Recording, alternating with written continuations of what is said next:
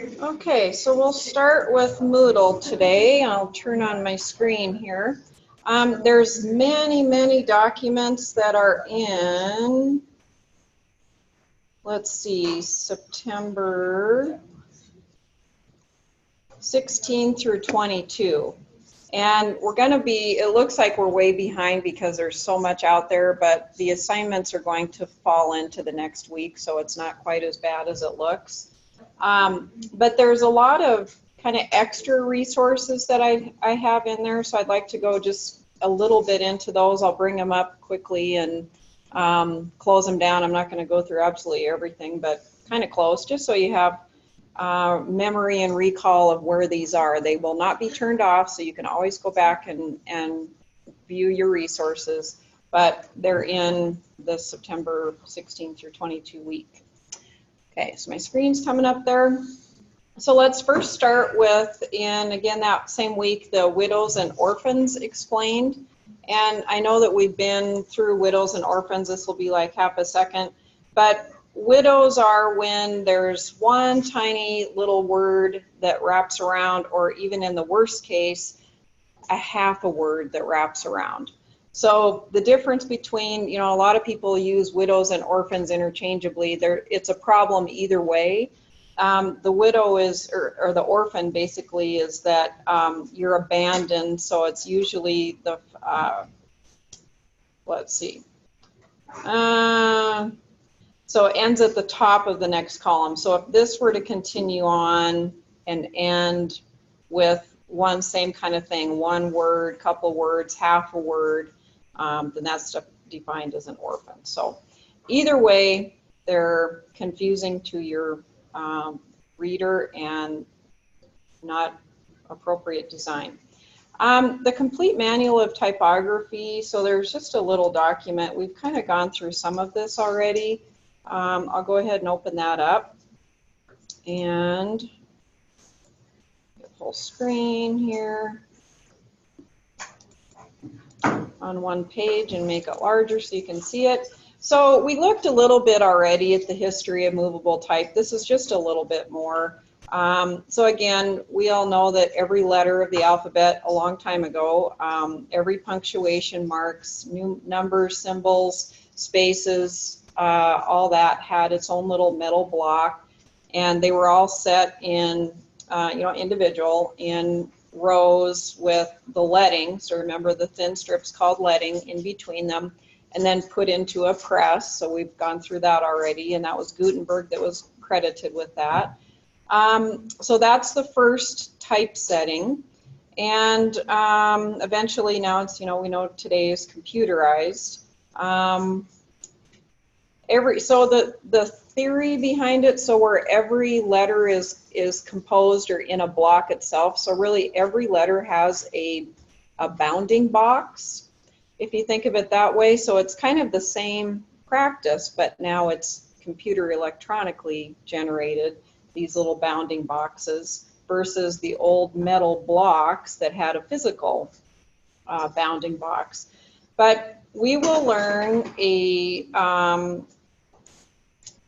technique called kerning with InDesign, and it's where you have two characters that are too far apart or maybe too close together, and you need either a little bit more space, so they run into one another. An R and an N, if they're too close together, that's a good example. They look like an M.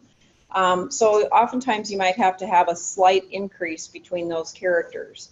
Some characters paired together look like there's a huge gap between them, so you need to skinny that space up. So kerning is a feature within InDesign where you can, manually control that spacing. Let's see, and the essence of typesetting is regulating the size of those spaces to control the balance and rhythm between the black and the white. For almost 400 years, Gutenberg's practice ran on. And this is kind of fun. I don't know if I remember telling you this, but the large letters that were less used were put in the uppercase. They had storage cases. The letters that were used all the time were put in the lower cases so that you could get to them easily. That's why we have uppercase and lowercase. That's kind of silly, but it is how it is. Calligraphers, so way a long time ago, you had the calligraphers that varied the sizes, and that's really what was read, was the written, scripty, decorative, legible, but they knew that small sizes of type were more legible if the characters were somewhat wider and heavier, whereas larger sizes, they needed to be thinner and lighter. Now we have, you know, mathematical scaling electronically, kind of going through this quickly. Remington, does anybody remember the Remington typewriters? So that was who developed office typesetting. Monospace, does anybody know what monospace versus proportionate spacing is? Some of you probably do. Monospaced is where every character has the same size block. If you think of the letter M, it's the same size bounding block as the letter I. But then it looks like the M and the I, because the I is really little, it looks like there's this big gigantic gulf in between the two. So proportionate spacing was developed so that the I doesn't really need that much spacing because it's a skinny little character. And now, you know, you don't need that spacing left and right of it. So proportionally, it can be smaller. The other problem with some of the older typefaces, so numbers have to be communicated pretty clearly. And some of the, if you look at the old style, the 9 was, I don't know if you, so the 9 was kind of up here, and it might have even had like a little tail on it, and then the 6 might have been down here. So if you're looking at the 9 and the 6, it almost looked like, you know, maybe they had kind of sort of the same baseline, but it looked like they weren't even within, you know, the same structure as far as communicating numbers. So it was disorganized and not great for financial reporting. So proportionate, and then the problem with proportionate spacing, if you have a 1 that needs less spacing than say a 9, they still have to line up. So oftentimes for numbers, a typeface will have numbers that are more monospaced in nature so that your 1 aligns, you know, with the 9 and all that good stuff. So the 0. So it's important to still have that kind of monospaced format with numbers. The monotype machine, which automatically cast individual letters or blocks of metal quickly and compose the line. So basically did it on the fly. So what people used to do was grab from the uppercase and lowercase, put it together and shove it together. So the monotype machine did it, and then all the metal, so once it was done, the metal was recycled, melted down, and, you know, could be used again. Linotype machine appeared at the same time, but at that, so the difference was the line of type was cast at the same time. Font, so font was a word used to describe the drawers of type blocks in a single size. Now font is really that code behind typefaces. So typeface is really the style and the appearance. We all kind of use them interchangeably, but there is kind of a difference. Offset lithography. So this is actually technology. So we used to be able to go to Printing and Graphic Services, and they have since closed down. Alpha Printing and Graphics does it now, but Printing and Graphic Services printed the Kaiman. And I didn't bring my plate, darn it. I will bring all that stuff. I've got this huge deal of old stuff, new stuff, whatever. But the deal was here that there was a thin metal, there was metal and plastic, so they both used, you know, historically, I guess you've seen the same thing. But it, you know, for a printed Kaiman page or a newspaper page, it had to be the size of the newspaper. And it actually had, if there was color blocks, there was type. I mean, it looked like that was your page. And the outside, so it was first thrown, water was thrown on it, and then everywhere that was type or pictures or whatever, the water wouldn't stick to it, but the ink would. So the water was put on first, and then the ink put on second, and the ink wouldn't, so where the water stuck, the ink would repel. But on the letters, the ink would stick to it, and then it would be rolled through, so it actually was a press that rolled through, and you'd have to hook it on. But they still used that technology at Printing and Graphic Services, so it was pretty fun to view that. And it was very important. So when you think of that, and really the, all type anymore, we look at if you have a printed page, it's really important that if you use blue, some tone of blue at the top of the page, and then the same tone of blue happens at the bottom of the page, you want to make sure that as that prints, the same tone of blue is exactly the same throughout. And also that things aren't off a little bit. So if you don't put the plate on there super good, and you see this in the Missoulian or cheaply printed, maybe the Independent, some whatever you read that might be pickup, where you see the colors that bleed off, you can actually see the cyan and the yellow and the blue because they aren't quite aligned.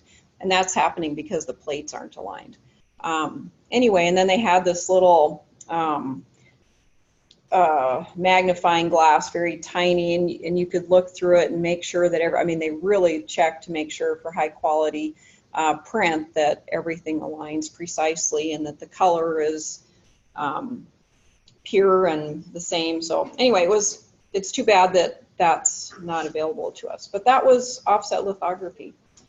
Desktop printing, so desktop computer programs such as the Adobe Suite, as you know now and use. Are you familiar with WYSIWYG? What you see is what you get. So that's the real-time view. It's not like a code weird view. It's like what it looks like when it's going to be printed versus what the machine code look is. PostScript is a computer language that can describe print events on a page, and that was developed by Adobe. And again, it's kind of a universal print system. Talks a little bit about that. Sometimes you might hear a raster image process or RIP process, and that comes through, that terminology comes through that. Little detail on pixels per inch or dots per inch. Dots per inch is the print version. Pixels per inch is on your screen. We've talked a little bit about the measurement already, so we know that there's 72 points per inch of space. We talked about picas. There's 6 picas per inch, so that's already kind of been covered within the program or the course here. Line spacing or leading is measured in points. Type size is measured in points. An M, so an M is if you have an 11-point font, your M is also 11 points. So it's the width, height of that M. And N space is half of an M space. We already discussed the font versus the type. Baseline, I think I've referred to that before, but it's that invisible. You can strongly see the invisible line here. The baseline is not the bottom of the G, it's the bottom of the L, the E, the D, so that makes sense. The X height, every character has what's called an X height, and as you know, I'm sure you've changed a Microsoft Word document from Times New Roman to Arial like 100 times. And all of a sudden what did fit on a page in Times New Roman is now going over to page 2 and you're like, dang it, with Arial, because it's bigger, it's got a bigger X height. So when it's got a bigger X height, all the characters are slightly wider, slightly taller. And I think that's probably good there. So that was just a little extra on typography. Photography, so I included this in here. Oh, about typefaces. So this is a little bit more about typefaces, type design, just shows images of the characters themselves here. So where you have these kind of swishes or extra decorative features, so that's a serif style versus something blocky is sans serif. I think we probably talked about that before. Baseline, X height. So this just kind of demonstrates a little bit more. Boy, if you want to know a lot more about characters, so we've got descenders and ascenders, which make lots of sense. A spur, terminal, and a tail. Bowls, counters, crotches, so there's all sorts of names specifically for type, if you want to get into some detail. And differences with, again, characters and thins and thicks. So this one's thin consistently. You've got some decoration, for the first one. Thin and this one's really heavy, thin, and thick. Let's see. Ascenders, descenders. There's a lot here.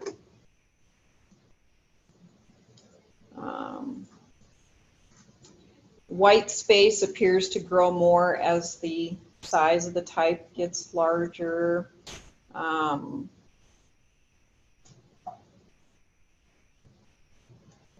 Weight, remember the font, large fonts that have various weights, and shows there the regular, bold, extra bold. And I don't know if I want to go there. There's so much here we could spend. Oh, this is interesting. So you can't read type. So if you think of type, you got a top half and a bottom half. Visually, people can't read the bottom half of type. So that's not near as important as the top half of type. Have you ever thought about that? I never had till I really looked at that. But anyway, so that's a typeface, maybe a choice. Decorative is harder to read. I guess that's the main thing there. So it's, you have a purpose usually for using decorative fonts, and probably in a limited form. Old style versus the other, we talked a little bit about that. That's about it. So there's a lot there. That was from Chapter 3 of the Manual of Typography, so a little extra. Principles and elements of design. We've been through some of these. I'll just quickly. So line serves to organize or separate. It can suggest an emotion such as a lightning bolt. Can create rhythm. If you think of a picket fence. Lines and rules, so they're called rules in publishing, but that's what a line is. Shape. Unusual shapes attract attention. So we're familiar with geometric shapes, triangles and squares and such. They're more structured and regular, whereas natural shapes, animals or plants, humans, they're irregular and they're fluid. So again, the purpose of when you might want to use those is different. Abstracted shapes, so handicapped wheelchair parking, so you've got, you know, designated parking spaces, the bathrooms, the male and the female, and the all the above, so both are shown. So it's clearly a very simple image communicates very important information. Visual texture, so it could be through a background paper texture, it could be pictures, so it creates the illusion of texture whether there is texture or not. Space, so that's just spacing around an element. We've talked about that before, that it's important to have some visual rest, and it also makes connections. The size, so size could be as simple as my mailing instructions. If I have this particular document, what size envelope do I have to put it in? And for mailing, again, if it's a large mailing to a client base, it may be a weight. So it's more expensive to mail something that's an irregular size. So if you have a document and you're thinking, I want this really irregular, cool, funky size, but then you figure out that the mailing instructions are going to double your mailing costs, and it may be that you still mail folks in rural eastern Montana. So they may not be on the internet daily. So there is still mailing. Also sizing, so it can be important if you're, like for a product, how large a product is, especially online. If you can't hold it, use something that's familiar, like a paper clip, and maybe measure it against whatever your product is. Value is the dark and the light. So if you think of tree trunks, you can see, you know, the curvature. It communicates depth. Let's see. Color. Color, we'll have other documents on color, but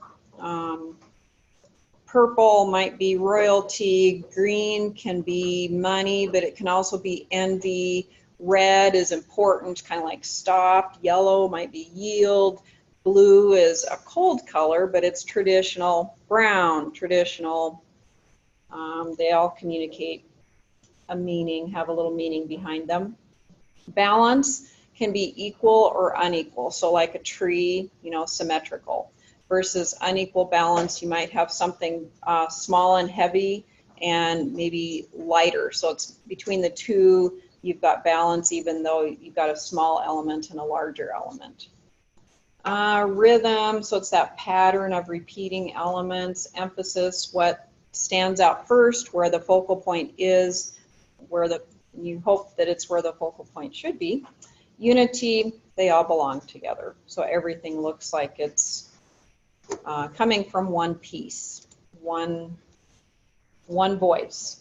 I included a little bit on photography, and how many like to take pictures, or have you taken photography classes? Or so most of you have taken photography classes. So photography is, again, the act of drawing with light or capturing reflected light in the form to form an image. You can use photography for illustration, such as in marketing news or technical manuals, entertainment. Early stereoscopes, do you know what those are? They were like little binocular looking things, and a card, and the left image had something and the right image had another, and you had these multiple cards and you could feed them through, and then it looked like something was moving. But anyway, old style. I forgot about those. Yeah, they're in antique stores if you ever run around antique stores. Newspapers, magazines, books, TV, motion, you know, online. Could be for scientific or technical purposes. If you work in the Department of Physics, totally different than if you're in, you know, business entertainment, something like that. Documentation, art, camera technology, there's all sorts of information on how that developed, and it's come a long ways. So sharpness, there's hints on making so that's really the key, is to not have a fuzzy image, and that helps with steadying your image. And shutter speed, some hints there as far as taking versus making a picture.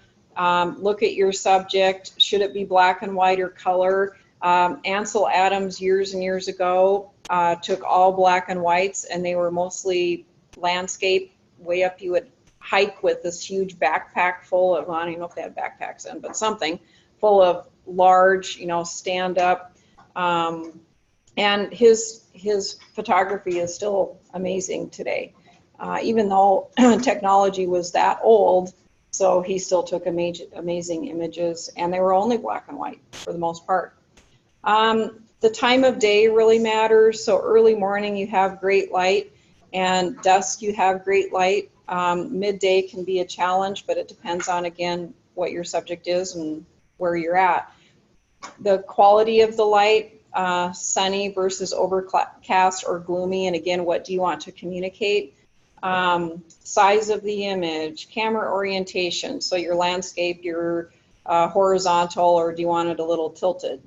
The angle, so do you want to be, you know, with children? If I photograph a child, do I want to be on their level, or do I want to be looking down?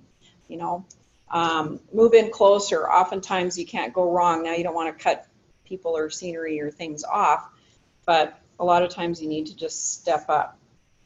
Check for distances or distracting elements. That's, you know, the photograph, family photograph, and Uncle George has the chandelier on his head. I mean, you know how those, everybody has those family photos. Filters can do fun things, and then just composition, a little bit of information on that, and then the rule of thirds, kind of like tic-tac-toe. So your horizon, if you're photographing a horizon of something, a lake, mountain scene, again, you want to make sure it's straight, so in your view itself. But oftentimes you look for the top third of the tic-tac-toe or the bottom third of the tic-tac-toe, or if it's vertical, the other way around. That's just kind of simple stuff. And then your eye generally is going to focus where those tic-tac-toes cross. And the rest of it, I think that's kind of more technical. I'll quit there. 20-point design checklist, and this is kind of an older document. I've kept it around because it's got some simple things that are important. What's your subject? What's the purpose? What image should the publication convey? What's my timeline for publishing? Do I have a color? Can I print it in color because that's more expensive? Who's going to be reading it? Where is it going to be read? Is it going to be sent home in the backpack, you know, with a child? Put on a table, put on a rack for brochures?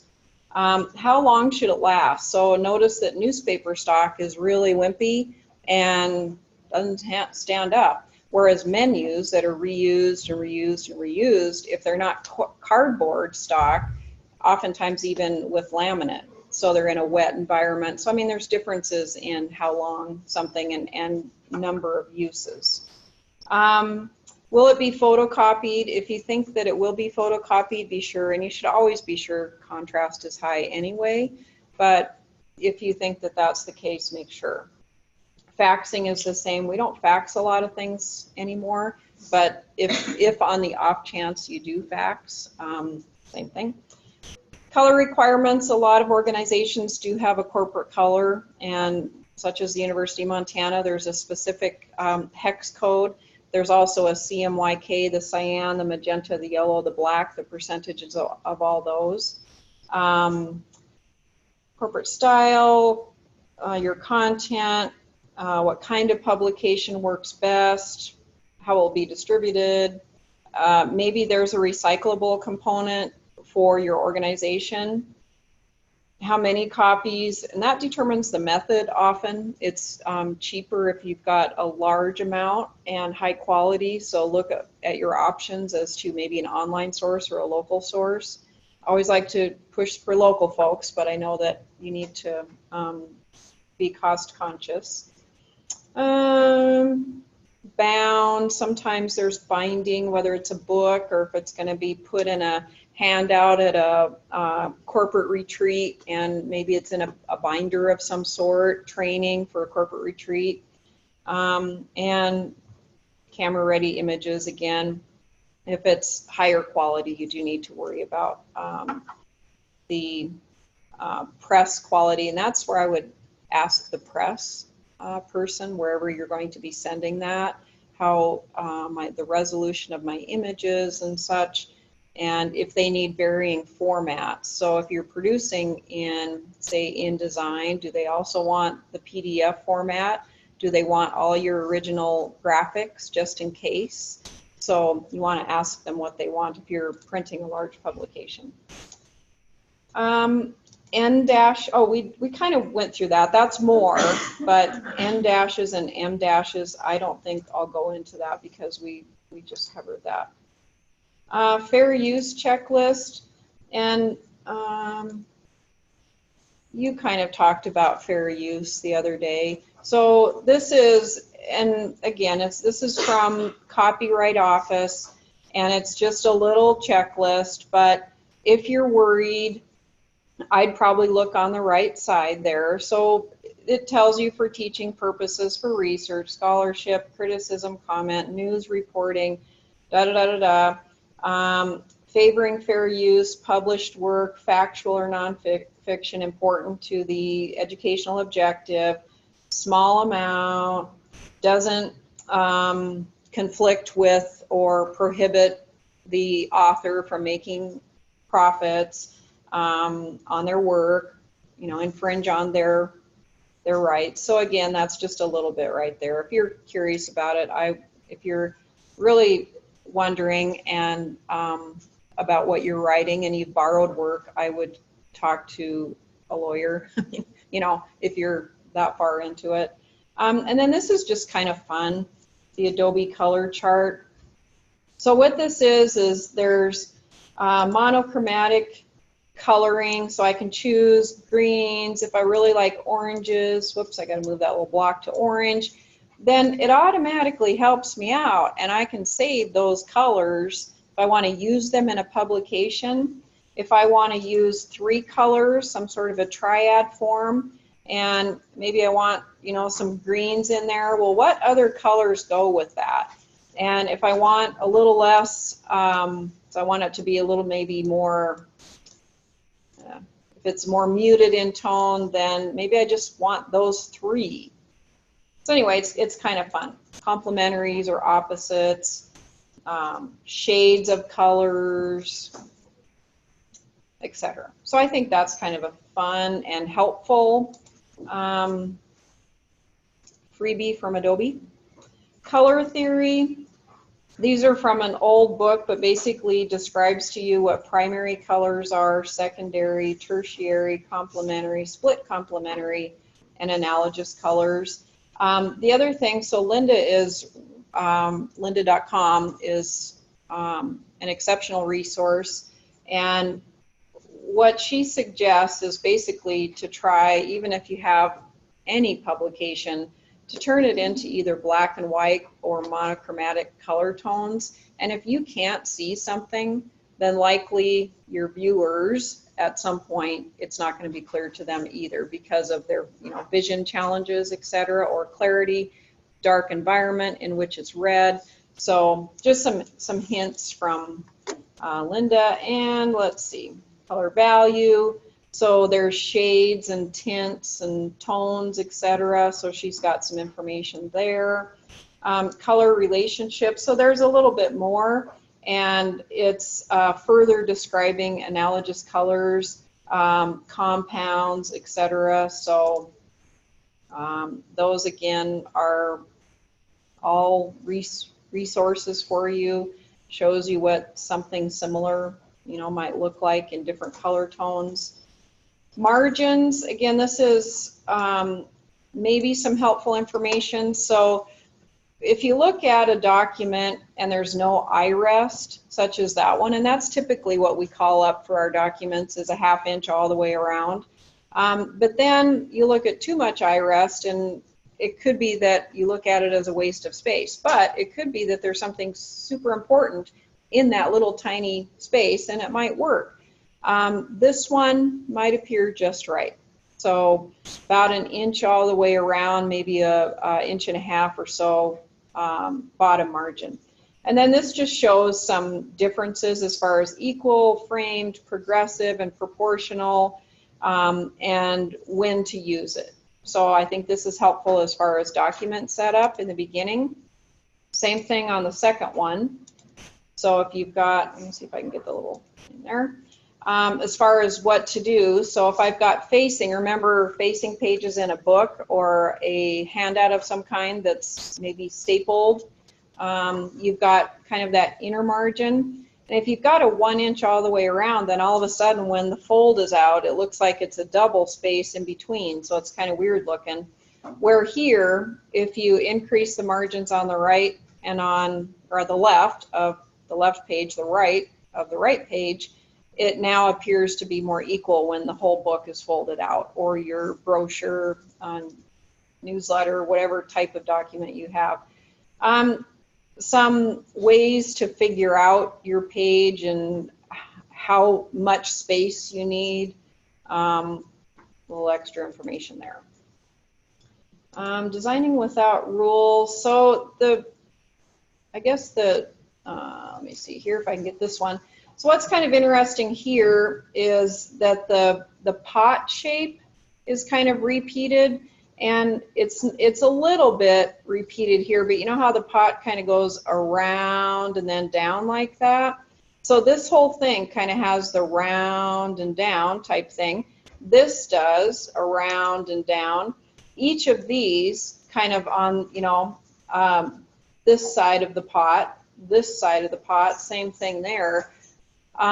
She's even at an angle. So it's just a suggestion of you have a shape used within an image and repeating that shape throughout much of your content.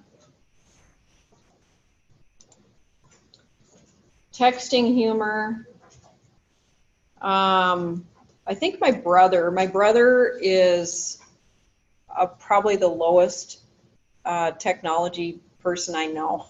So I got this birthday card from him, and I was first of all kind of astounded that he even knew what this might be.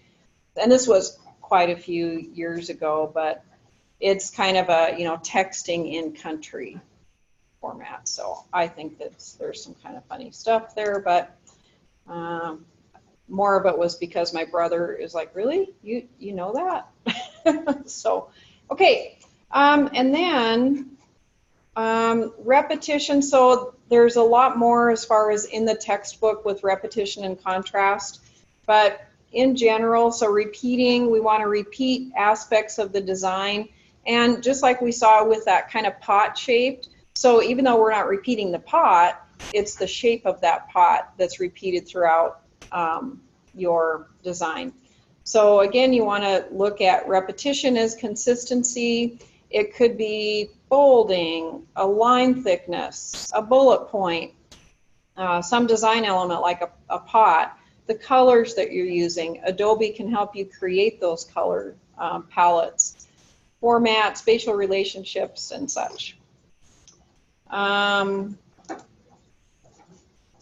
I think we've looked at this one before, but here you've got repetition, and it kind of gives you a little bit of closure. I guess I like that, where you have, you know, the bold at the top, and then your eye gets down there. The most important thing is probably the phone number. You want somebody to call you.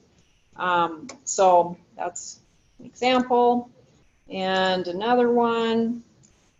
So in this one, it's, if you have you're communicating a meeting that you need to communicate to all sorts of people, it's okay to use some variety. You don't have to have the same thing, or maybe you've got the social media online communication. Maybe you're printing something that's in large format. Maybe you have email reminders of an image. Maybe you've got postcards. So a message is often communicated in multiple formats, and this may be more of a banner appearance. But you're still using kind of the caricatures. You've got the same color. You've got drop shadow. Can you see that drop shadow behind the characters? So that's the same. I'm kind of using the same font, typeface really. And again, the same thing here. So the same typeface, caricature, same colors, drop shadow, even though it's in a square format. This one looks more like business card size, tall orientation. Again, a little different communication, same little caricature. So everybody knows, oh, this is that same event. And that was number 2, wasn't it? Summary, so it's visual elements throughout are unified. It strengthens the piece. Basic purpose is to unify and add visual interest as far as repetition. And what you want to avoid is the same thing over and over again. So using the same picture or caricature multiple times, varying the caricature would be okay. And then contrast, we've talked quite a bit about contrast, but this is where the various elements of the piece draw your eye. So again, this one, it's the same grumpy person. This one has longer hair. That's the only difference. There's not much. I mean, I can see the little difference, but not really much. Here, there's visual interest, and there's definitely a difference. So you don't want to make it merely different, just a little bit. So like 12 point to 14 point, is that enough, you know, size wise? Is that really enough to communicate more importance to the 14 point? Contrast, and I think we've looked at some of these too, but again, I think the reverse type, that's pretty easy to read. That's fairly easy to read too. Again, I like that kind of ending there. This one, it feels like even though they're different weights, they're so similar that it's not enough contrast. So I don't know if you can see the difference here versus less weight, heavy, heavy. Contrast summary, draws the eye, your eye likes. Contrast, again, not just merely different. It helps to create interest and helps to organize the information on the page. What to avoid, not just slight contrast difference, not slight changes. So go big or go home, I guess, as they say, right? All right, let's continue on then, and I'll go to actually our textbook. So chapter 3. Oh, did we have questions on either uploading or questions on your press release. So is that all going okay? Just a quick question. Any of the text, like the text to change when you have it in InDesign? If you want to make that color bolder. So some fonts, and I haven't checked with IT, the weird thing about that, Minion Pro on my computer has all sorts of fonts. On, I think, most of yours, remember in the beginning you had regular, bold, bold condensed, italic. Now they're missing, and I don't know why. You may need to change, Calibri might have one that's got, and I think there's a, in parenthesis, there's like a 6 or a 4 next to the font, and I think you're going to get those 4 choices, 6 choices to change. Yeah, and if the font doesn't have a bold, maybe you can increase the size more. So use the size of the type as opposed to the boldness or emphasis. Yeah. And then your favorite places, I noticed that many of you, if not all of you, probably uploaded your favorite places. And I'm going to print those out. It's easiest for me probably to print them out, and then I just scribble on them. So if there's a typing error, I'll circle it, or you have an incomplete sentence, I'll give you a little notation on that. If I have additional thoughts or questions or I'm unclear, then I'm going to write on that. It's a little easier, I think, to actually print that out and communicate with you in writing. So I will do that over the weekend, and then Tuesday I'll have those back to you. And then also there's, as you probably saw, all sorts of climate-related activities, and it's a good way to educate yourself on climate. Whichever, again, it's not a political thing to me, it's education. And I think there's probably multiple events that, you know, may interest you or not interest you. And I think they're Friday through, I believe, even next Thursday or Friday. So if the opportunity comes up and you feel like you want to participate, then there's all sorts of opportunities. Okay, so go into InDesign. And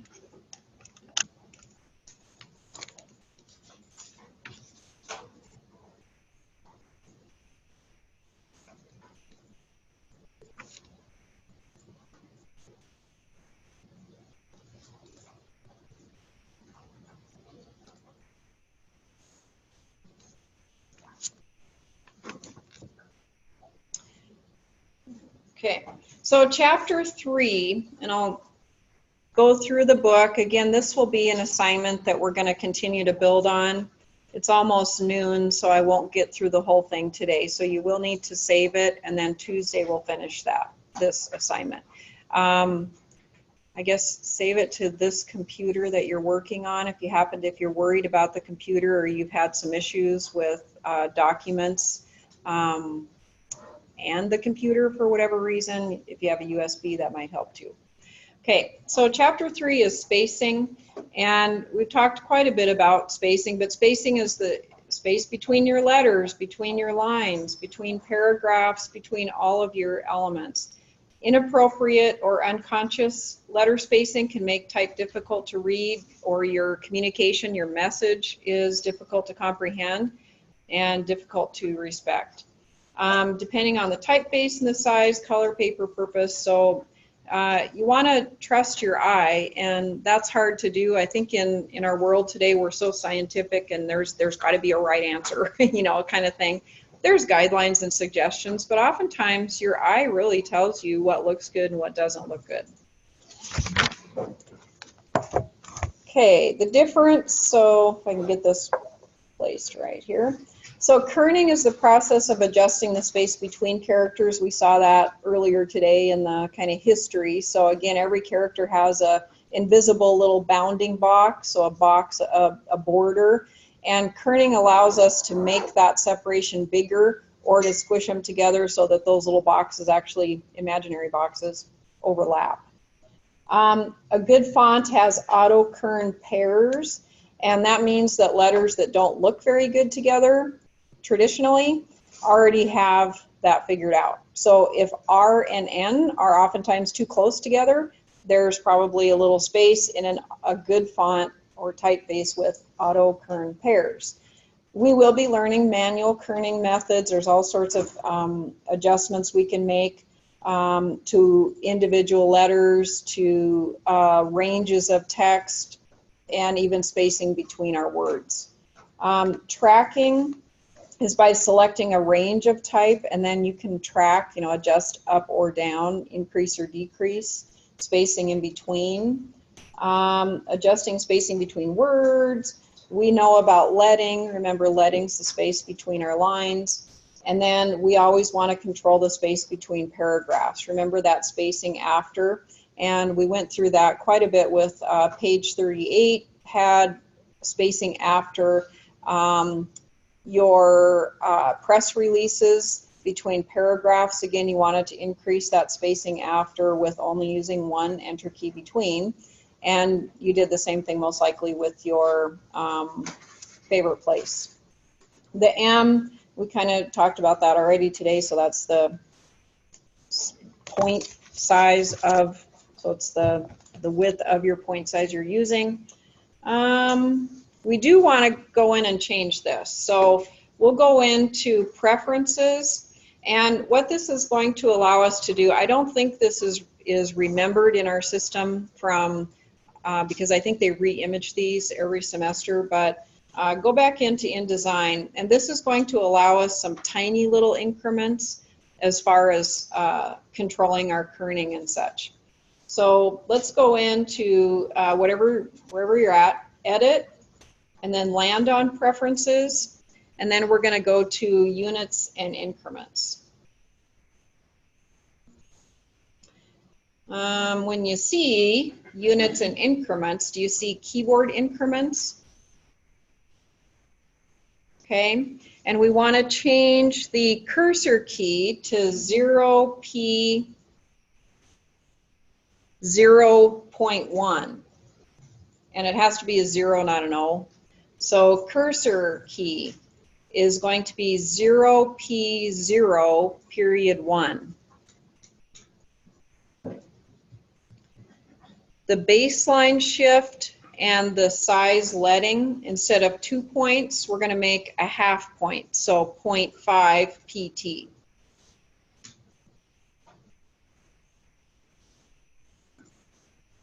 And then kerning per thousands of an M instead of 20, we'll change that to 5. So what this means is when we manually kern, and we'll do this today, you're going to get smaller increments. You're going to have more ability to control the spacing between characters. If you have to do a whole bunch of them, of course, it's going to take more time, but you're going to have better control in the end. And then be sure that you say OK to that. And we'll go back to my little hover cam here. Okay, auto kern pairs, again, examples in the book. You can see that between the T and the H, it kind of looks like a huge gap, whereas between the T and the L. So it's just characters, the shape of characters. Metrics kerning, so certain types of combinations of characters automatically snuggle up to one another.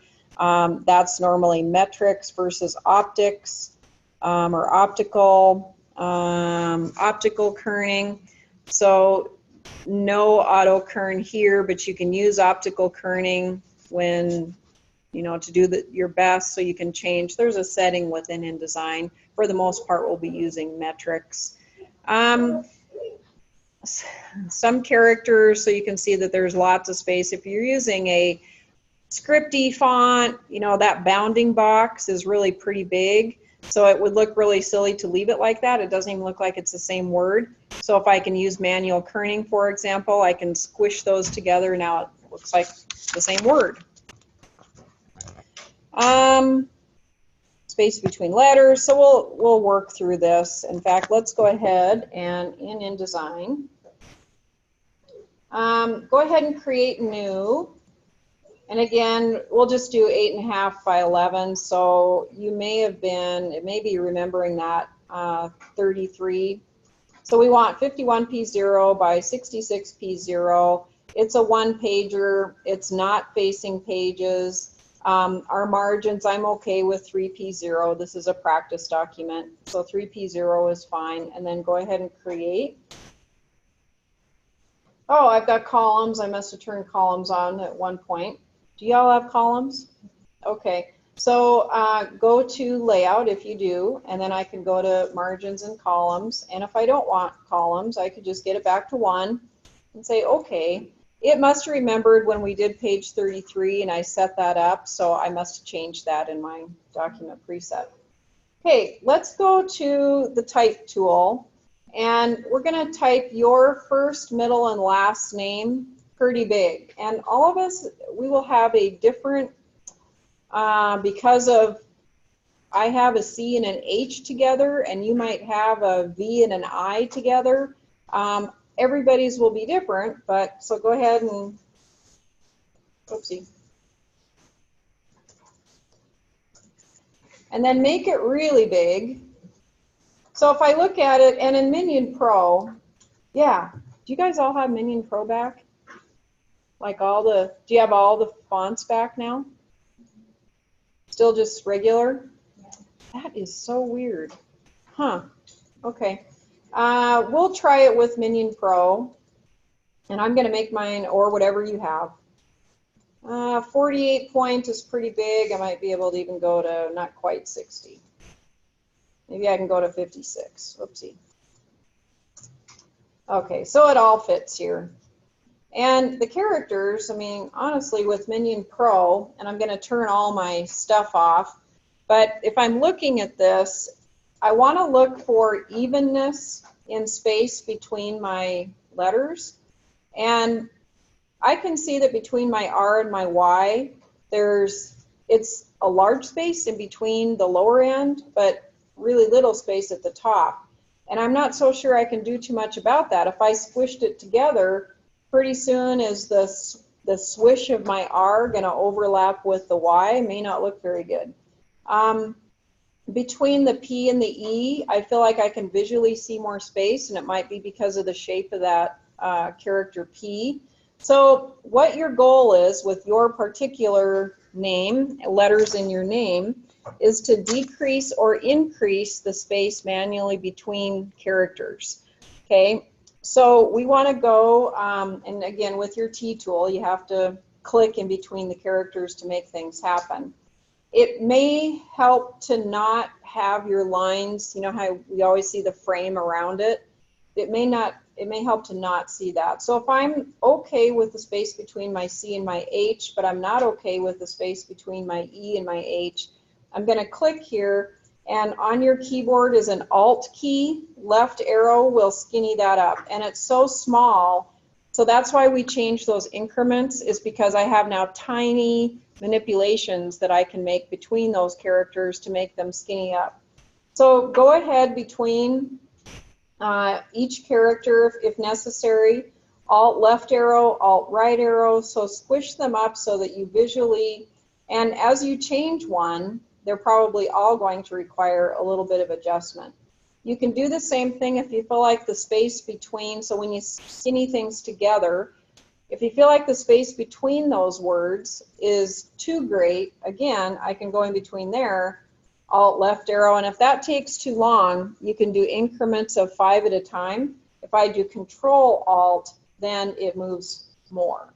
So Control Alt is 5 times what Alt left arrow is going to do. So go ahead and practice on that.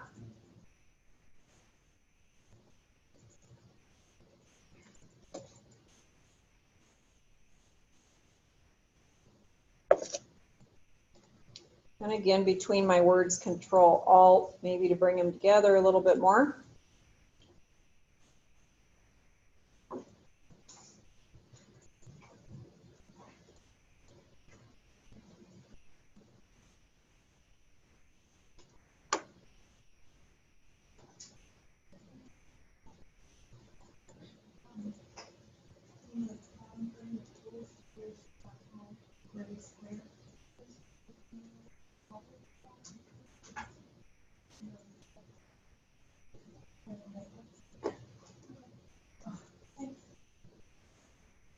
Then try another font.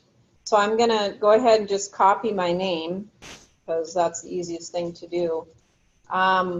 You can go ahead and with your, paste it, Control V to paste it. You may have to recreate the box size, so it pasted it as a little tiny box here. And then I want to change the font.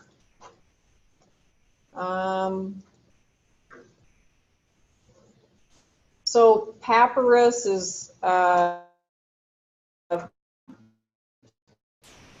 bit of a street, but with some large, so very large, small, and it probably is remembering what I changed each of these to.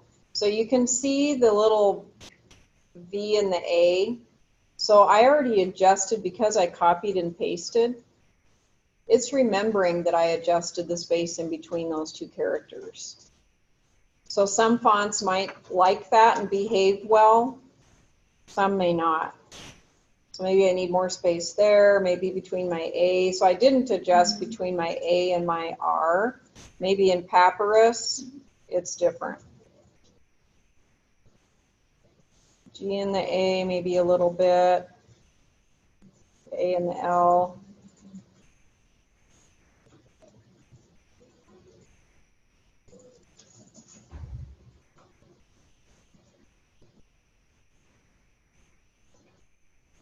So does that kind of make sense? And the larger your typeface, the size, probably the more you're going to have to deal with kerning. And I think some of the,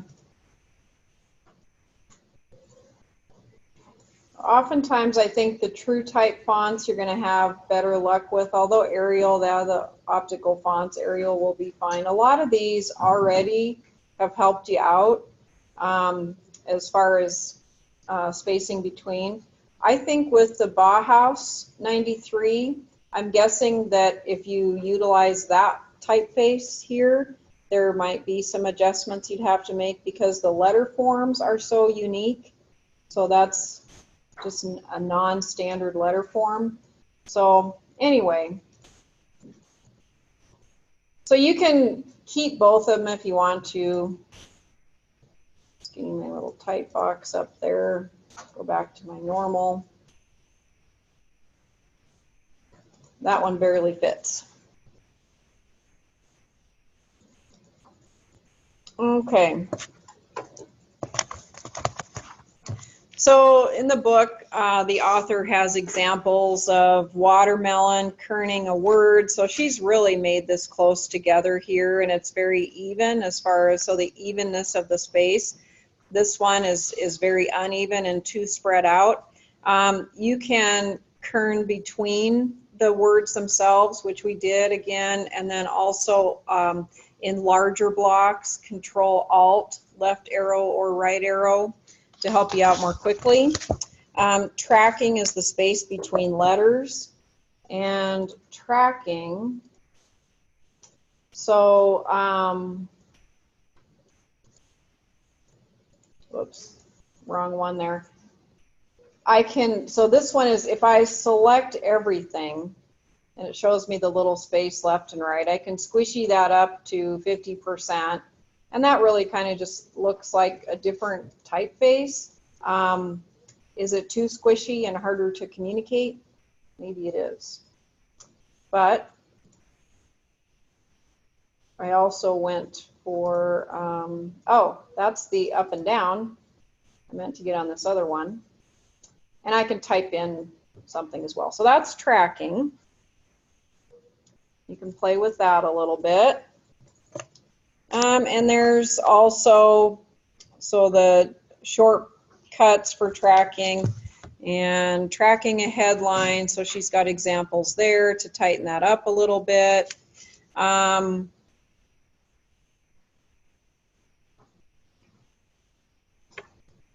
So You can open up, and good example at the bottom here. So she's using Myriad. So at 7.5 leading or point size leading of 9.5 and a little decrease in tracking, what that looks like. But if I increase tracking a little bit, it just opens up the, so if it's really tiny type, you might need to open up the space a little bit, and it makes it more readable and legible, quicker for the eye to read through. And again, that's an eye thing. If you read through it and your eye is stumbling, then your reader's eye is going to stumble too. Space between words, we kind of went through that already. And you can make it larger again with Shift Control Alt. Space between lines, we've changed that already with leading, so I think we've had practice with that one. Experiment with leading and body copy. Negative leading, we did that too. Remember where we overlapped words together? Okay, so you've done that. Some of this is repeat, so we're moving a little faster.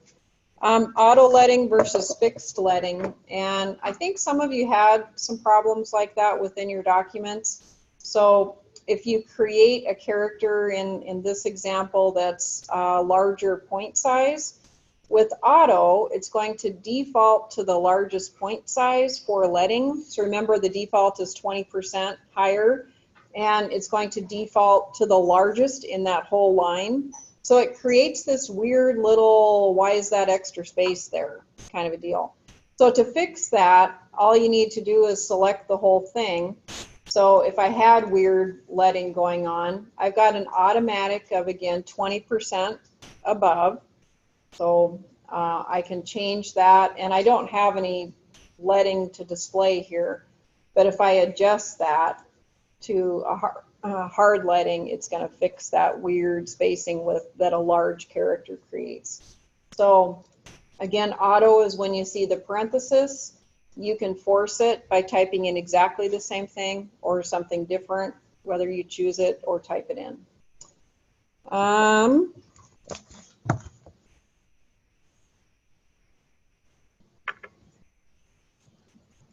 Let's see.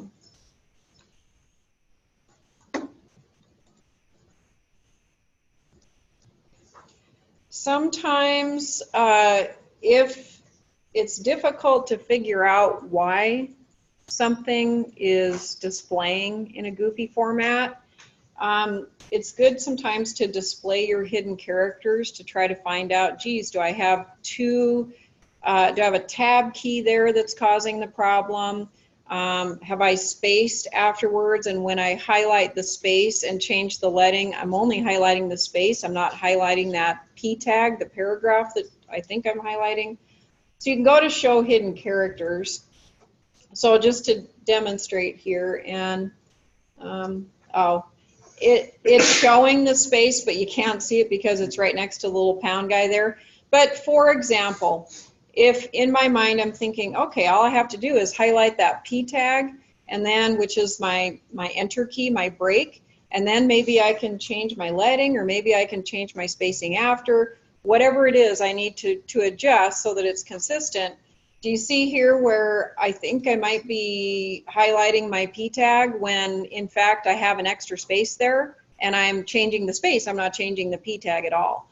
So that's just, again, a kind of a troubleshooting thing that turning on and off, they're kind of, to keep them on all the time is a little bit distracting, so I don't often keep them on, but type, show or hide your characters. Okay. So that's the recommendation there for the P tag versus spacing could be there at the end when you don't know it. Spacing between paragraphs, so we went through this quite a bit. Remember that my book keeps moving. 2 enter keys in publishing. I mean, I can clearly see that that's a division of paragraph, but it's slightly large, especially given the column size, column width, and the block. So to adjust that is, again, the spacing after. And again, to adjust that spacing after, I can, if I can, highlight, this one's got a P tag, highlight my P tag, and then my spacing after, and I don't have, these are two separate text blocks, so it's not going to change the spacing after there. But if I had something line down, again, the next line down, you can adjust that spacing after. So one enter key between your line breaks. And oftentimes, you know, a guideline, usually it's approximately half the point size, although for headlines, large headlines, I think sometimes you have to use negative leading and not, you know, maybe spacing after so much or even decrease. So it depends on your utilization of spacing after, but paragraph text, normally about half the point size you're using or slightly less. Experiment with spacing after, I think we've done quite a bit of that. Combining leading and spacing after, so, oh, you're looking at this, let me look. Okay, so paragraph on the left, there's really no spacing after. I can barely tell. There's large, you know, all caps type, that kind of helps me out, but there's really no organization. So it's hard to tell what goes next and if there's how they're separated. So if I increase my spacing after and slightly open up my leading, so I've got not a lot, doesn't look like, didn't really add that much extra spacing, but it's easier to read. You can combine spacing before and after, and in InDesign, there's spacing before and spacing after, so it depends on what it is you need to do. You might need to add spacing after increases after a certain type of heading, and then or spacing before maybe, and then spacing after changes. So again, they kind of work in the same way, but when you combine them, it will double. So it depends on how you're using them. You really have to make your text fit, so you can, again, flush left, widen it just to narrow a little bit. Even if you're out of the lines, and it's tough for all of us that have colored to go out of our lines. Do you think that's kind of true? Do you feel like you have to stay in the lines? So that is, so this little box here, maybe if I bring it too close, it wraps my type around, but when I really look at it, I can get that really close to the box, and then it's going to display my whole name. So sometimes it's okay if that's slightly out of the margin. What I'm looking at is to make sure, and maybe what I need to do is arrow key my box slightly if I can. Arrow key my box slightly so that I have equal, you know, a tiny bit left, tiny bit right kind of a deal, and it may be that it's outside of those borders. We know you can force a line break. Remember the Shift Enter key, that's exactly like Microsoft Word. You can use tracking, we learned that today. Changing your point size, sometimes changing justification. And you've worked with triple clicking and double clicking and quadruple clicking. Okay, kerning, tracking, gone through that. There's justify text box, so I'm almost done here. You can change your hyphenations, your justification endings, word spacing, all that good stuff. So we aren't going to do this particular exercise, but the author even uses InDesign to create letters. So it's good practice if you have to type something out, a business letter or something, have access to InDesign. You can certainly use that. So we'll stop there with chapter 3. So we didn't even really produce a document today, did we? So let's upload. Actually, we did. We have your name on it. So save this file. You might as well get points for it, right? File, save as. And we'll put it in chapter 3. So if I go back to my documents, create a new folder. Chapter 3. And let's call it chapter 3 practice. And I realize that your name is about it. That's okay. And save that. It's an InDesign document. And then in Moodle, I do have a place for your chapter 3 paragraph spacing. We've already practiced that and gone through it, so I know I didn't go over that again today, but we will emphasize that in our assignments that we will be doing. In fact, we'll start a business card and letterhead on Tuesday. So I'll go over that assignment, but not today, obviously. So upload your little mini 5-point assignment today.